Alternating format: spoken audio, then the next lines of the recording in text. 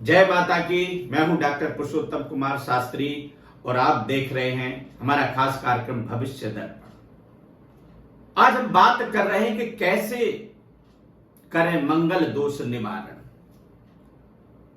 आप देखते हैं विवाह के समय में लड़का यदि मांगलिक है तो क्या करना चाहिए, लड़की यदि मांगलिक है तो क्या करना चाहिए। विवाह मांगलिक लड़का है तो क्या गैर मांगलिक से हम शादी कर सकते हैं।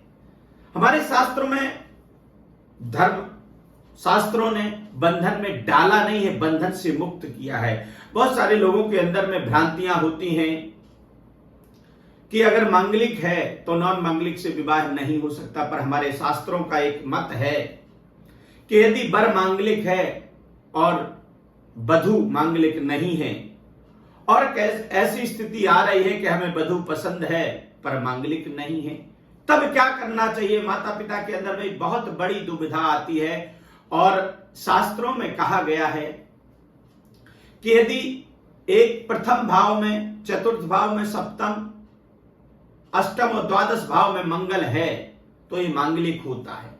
यही यदि पाप ग्रह से मंगल पीड़ित है, जैसे सूर्य, शनि, राहु और केतु, ये चार ग्रह पाप ग्रह होते और इसमें पाप ग्रह से पीड़ित मंगल है, तो ऐसे जो जातक होते हैं या जातिका होती है, गैर मांगलिक से भी शादी कर सकते हैं और मांगलिक से भी शादी कर सकते हैं। अगर मंगल किसी पाप ग्रह से पीड़ित नहीं है तो क्या करना चाहिए।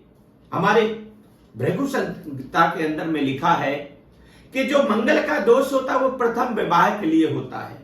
आपने देखा होगा कि यदि लड़की मांगलिक है तो क्या करना चाहिए। ऐसे में शालिग्राम भगवान के साथ में उसका विवाह यानी घट विवाह लड़की का करते हैं, तो जो प्रथम दोष होता है वह विवाह का खत्म हो जाता है और जब हम शादी करते हैं वह दूसरी शादी होती है। यानी मंगल का जो दोष होता है सिर्फ प्रथम विवाह के लिए होता है। ऐसे ही अगर वर की कुंडली के अंदर में मांगलिक है, दोष है और लड़की मांगलिक नहीं है, तो आपको करना चाहिए कि केली के वृक्ष, एक तो केला का वृक्ष होता, एक केली का वृक्ष होता है या बेरी का पेड़ होता है, उसके साथ में वो घट विवाह वर का किया जाता है। तो यदि हम ये करते हैं तो मांगलिक दोष बिल्कुल खत्म हो जाता है और जीवन में मांगलिक एक संज्ञा जो दोष होता है उसका निवारण हो जाता है यदि हम इसी विधि से मंगल का करते। तो ऐसे में आपको कंफ्यूज होने की जरूरत नहीं है। आप मंगल का परिहार अगर आपके समझ में नहीं आता तो आप अपने हमारे दिए हुए जो नंबर है उस पर कॉल करके पूछ सकते, जानकारी ले सकते हैं और हमारे शास्त्रों में सभी बंधन से मुक्त किया गया है।